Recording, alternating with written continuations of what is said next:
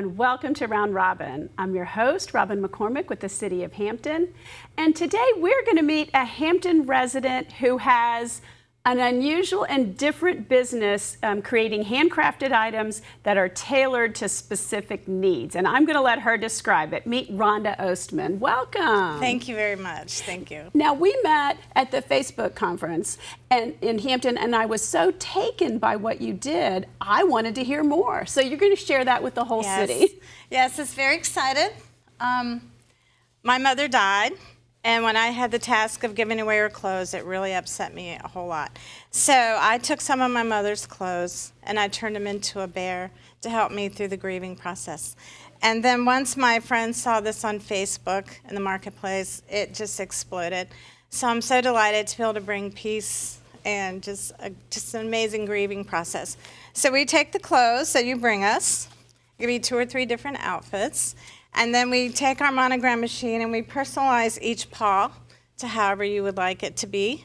And then we stitch it all up, and then you meet me again, and then you get the most amazing forever piece of your loved one just to grieve and hold and love with.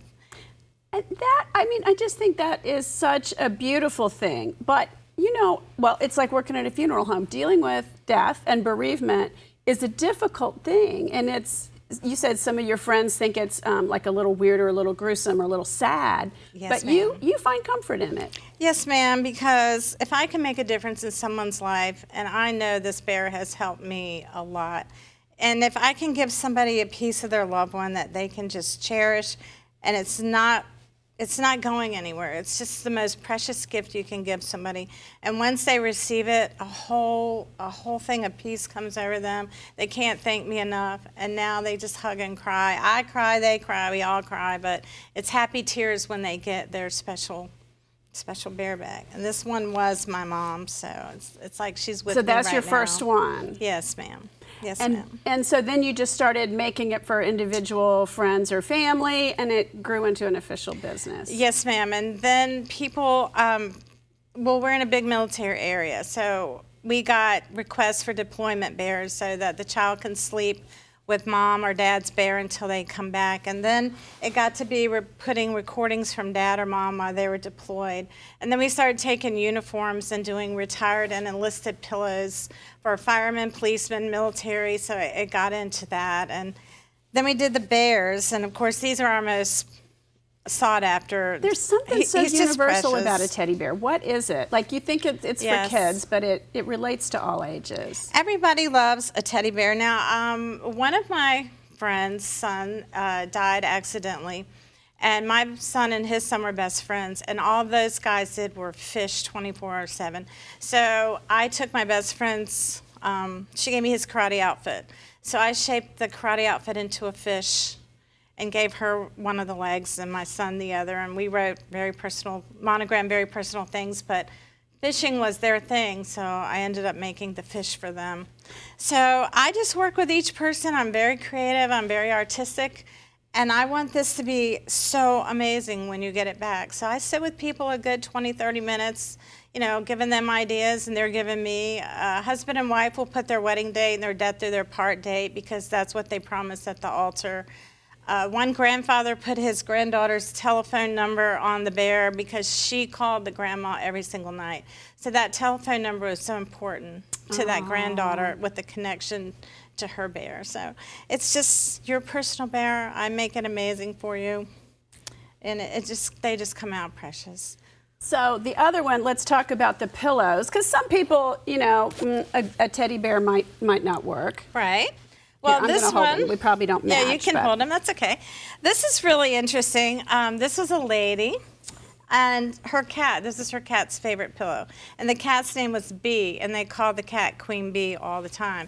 So when the cat passed away, we monogrammed little paws walking to the rainbow bridge of the pet, and now she can keep this precious pillow always because she loved her cat so much. So we're willing to listen to whatever your needs are, and we try our best to make it amazing, and it's your creation. We just make it come together for you, and it's just, I'm so happy to make a difference in someone's life. That's what I'm meant to do in life, and this gave me a reason to be passionate, you can turn a hobby and a passion into a business, you can. But this is really not all about the money. I've always worked with mentally challenged adults and sexually abused children. And when I moved back here to Hampton, I was like, what am I going to do in life? I got to do something. And this was just accidentally fell in place, and I've helped probably 1,000 bears already. And I met the most amazing people. Actually, I've become friends with some of them because of our new connection. So but you market a lot through Facebook. So yes, ma'am. Those people are not all local. You're being found across the world, right? Yes, ma'am. I went to, I believe the city of Hampton graciously hosted the Facebook. Education's so empowering. So I sat at the seminars and all that and listened and learned and took notes. So I joined the marketplace. Then I joined 190 groups, like Hampton Roads Trash and Treasure, Langley Online Yard Sale, all of them. And each one of them has a head count of how many people are in the group. So my group's up to 540-some thousand people. So with one click, this goes out to 540-some thousand people for free. And my phone will blow up to the point I can't even hardly keep up with the phone. Well, now you have a partner who does a lot of the sewing, right? Yes, her and I together. But still, because each one, you can't make these ahead of time. No. You can't mass produce these. No, you cannot. Each one is done by hand. How long does it take? Well, we asked for about a 6 weeks gap time, because what I do is I gather them all up. Then I go to her house, we lay them all out, I cut them all out, and then her and I go over everything. Then she sets up the monogram machine. So what takes the time is the monogramming. And then there's a real art to stuffing. You gotta shred all the stuff and fluff it all up, and you can't overstuff it because it stretches everything out. So it's a real art to the stuffing. And then I turn around and help sew the back all up. So it's a big process. I'm a marketing person all the way. I'm a people person all the way.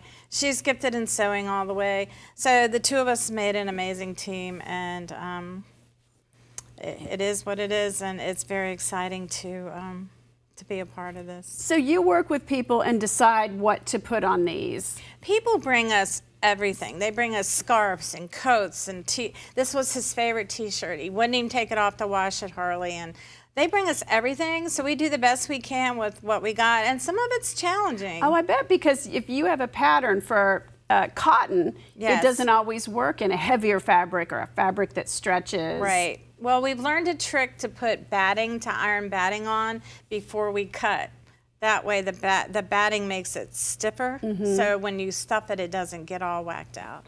And then we always put a little bow on it, or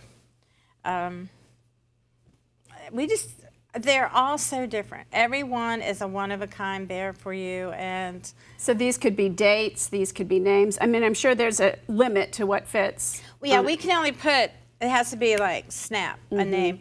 But husband and wives, if one of the spouses died, they usually put their wedding date and their death to their part date, because that's what they promised.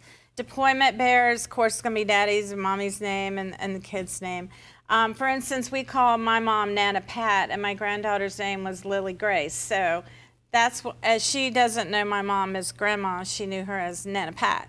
So if your father called you Knucklehead or something like that, that's what it is. It is what it is. So whatever makes it so incredible to you is what we put on the bear. Otherwise, it'd just be a bear and it'd end up in Goodwill or yard sale or something. Right. You might remember the fabric, but then that would go away. But this is always going to identify that this was something very, very special. And we just had a military boy that he died, and his mom and I sat in her kitchen table, and she cut his military buttons off, and we used those for the eyes and the nose. And we used his patches on the back and his name on the front. So, I mean, it is hard when you first get there because it's new, it's fresh for people. And I'm really right there with them, and I cry with them. But then we all cry again when they get it, because it's just stunning to them to see a part of their loved one back in their hands and something to squeeze again. I just cannot explain it till you experience it, what this bear will do for your life. And the deployment I find so interesting too, Yes. because I mean, we are such a military area here. Yes, ma'am. And mom or dad can go off for a pretty lengthy period of time, and kids don't understand that, but even if you understand it, that emotional feeling is still Yes. so strong. So like Yeah. any age, really. Yes, and it's, you know, when daddy or mom and whoever, uncle, whoever goes off, they may not come back again, and that's pretty scary. And a lot of kids, nighttime is scary for them, and that's really when they Anyway. start missing their mom and dad or whoever it happens to be. So it doesn't necessarily have to be someone that's died, just something important. So that's where the voice recorders are coming in, because daddy's like, I love you, I'm kissing you goodnight, I'm already home. Oh look my God, I'm gonna start around." crying. Yeah, and the child can just squeeze it and get comfort of hearing daddy say, I love you, good night, sing a lullaby or whatever. And so anyway, it just keeps evolving as to where, I don't know where I'm going to end up with this, because we started with this, then it got to the pet, then it got to deployment, then it got to military uniforms. So And the pillows are nice, and they're also different. Yes, I ma'am. think that you can customize. You have more square footage Yeah. to customize, and you've done some like with a Yes. coat with buttons, or Yes. the military include the patch. I mean, Yes. there's just so many different things, and you literally meet with each person and kind of map out. Yes. One thing I would like to tell everybody, though, if you do social media on the marketplace, Facebook, however you want to do it, always go to a safe place. I mean, I have met, no doubt, the most unbelievable people I've ever met in my life, but safety comes It first. just takes one person on there. time. Yeah. So we always meet at McDonald's or Hardee's, have a little Coke, sit down, and and just figure out, what they want. Now, after I've met them and all, they can come to my house and pick it up. But our initial meeting, safety has to be in a very public place, and it's been no problem. So Rhonda, how does this fit? What did you do before this idea? How's your background kind of moved you into this business? Well, honestly, I danced my whole life, and I did Miss Virginia, and I was a college cheerleader. So when I got married the first time, we landed in Windsor, Virginia, and I was like, oh my gosh, because it was from Richmond. That's pretty rural. to Windsor. Yes, my husband was a dentist at the time, and that's where the opportunity came. So I opened up a dance studio, and the county had nothing for the kids, and I was like, wow. And so I ended up with 400 and some kids, 1,200 costumes. It just went out of control. Well, then the Zuni Presbyterian Trainer Center for Mentally Challenged Adults came into play, and they brought all the mentally challenged adults to my studio to get movement and strength. Well, I brought all my children in to help with them, because we had everything in that room you could imagine. And I was trying to explain to the kids, if you have your health in your brain, you have the world in your hand, and you can do and be whatever in the world you want. Well, that really touched me. I mean, I cry a lot. You do. Yes, You're I do. passionate. I am so passionate, but when I see somebody struggling to dance and I can do leaps across the room, I know I made a difference in their life. They may not realize I made a difference in their life, but I know in my heart I made a difference in their life. And then the sexually abused children that I knew, no one else knew but the mother or grandmother, and I worked really hard with them on making them feel beautiful. And then, unfortunately, I got divorced. It was a long marriage, 22 years there, and then I met my husband here and moved to Hampton. Then I found myself in Hampton not knowing anybody. I retired from my studio.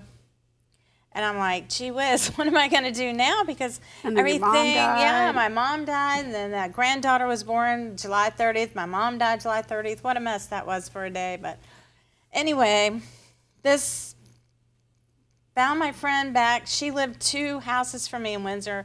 Then she lived a mile from me here. She's out of town right now, but Well, we got together, and here we sit. And I just like doing passionate.